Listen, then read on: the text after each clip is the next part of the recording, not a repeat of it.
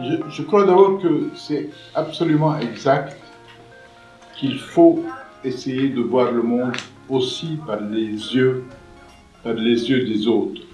Je crois qu'on a tous tendance à voir le monde à partir de nous, à partir de notre point de vue, et il est indispensable de voir aussi d'autres points de vue pour comprendre le monde.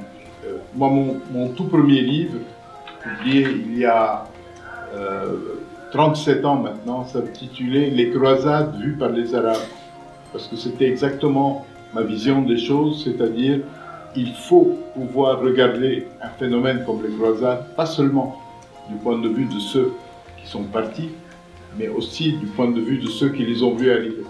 Et je crois que dans beaucoup d'événements dans l'histoire, on comprend mieux quand on voit l'histoire de plusieurs points de vue différents.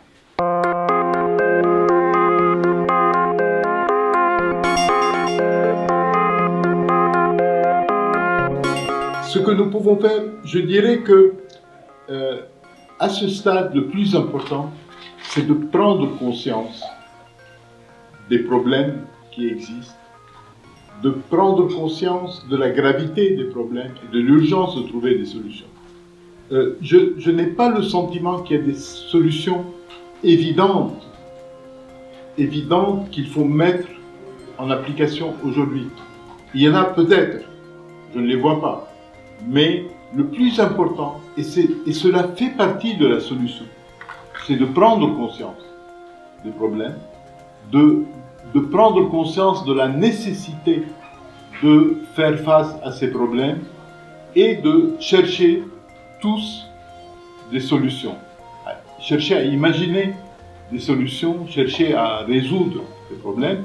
Par exemple, j'ai mentionné la question de la diversité et de la manière de faire vivre ensemble des gens différents. Je pense que dans chaque société, on a besoin de réfléchir à ces questions en fonction des réalités du pays et d'essayer d'élaborer des solutions qui permettent de vivre de manière harmonieuse, et cela aidera à faire vivre le monde entier d'une manière plus harmonieuse.